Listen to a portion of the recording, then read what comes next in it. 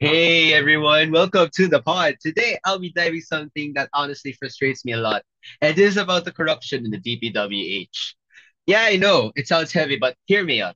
Okay? So here's the thing. The DPWH is supposed to be building flood control projects, but the stuff that keeps our homes and streets from drowning every time it rains hard.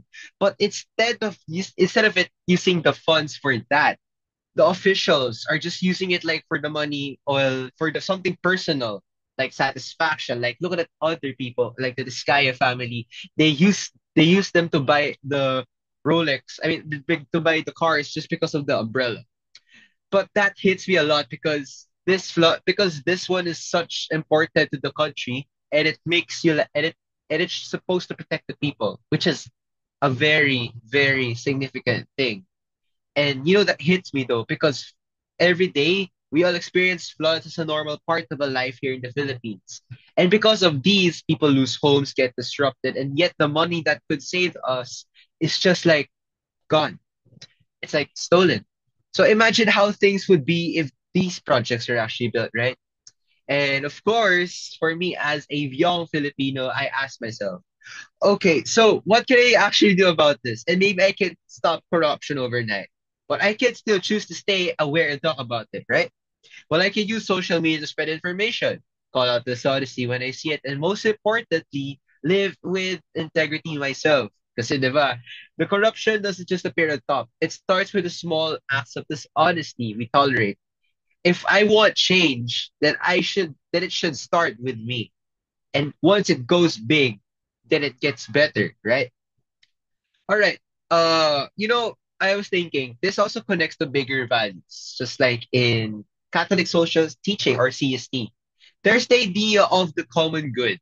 Flood control is supposed to protect everyone. And yes, we're not wrong with that, especially the poor who suffer most during disasters.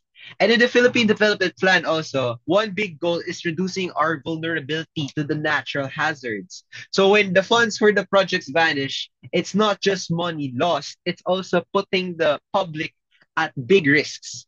So both both CST and PDP are really clear. People's welfare should always come first. And also I was thinking, when it comes to when I think of this one, I was thinking of Mark Wilson Jua. He is a USP student who exposed corruption in the ROTC. He showed that even small acts of courage can ripple into something bigger. And that makes me think, what small thing can I do? Maybe support the anomalies I see, or maybe sharing verified information, or making sure that I just don't stay silent. I speak. I speak for the truth.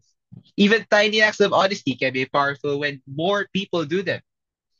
And of course, finally, as I go back to the values in the 1987 Constitution, truth, justice, and love of the country. If I say I love my country, then I can't ignore corruption. My responsibility as a citizen is to live those values no matter how small my actions may seem. But because at the end of the day, it's not just about stolen funds. It's about the stolen safety, the stolen futures, and the stolen trust. And I really believe that if we start honesty in our own lives, we can build a society that doesn't just survive the floods, but actually rises above them. Well, yeah. So this is my take on the corruption, the DPWH flood projects. It's a heavy topic, right? I know. And yes, it is super important. Well, thanks for tuning in. I hope this makes you think about how even small choices we can make fight the bigger problems around us. And of course, until next time, stay safe, stay honest, and let's keep pushing for the common good. Peace.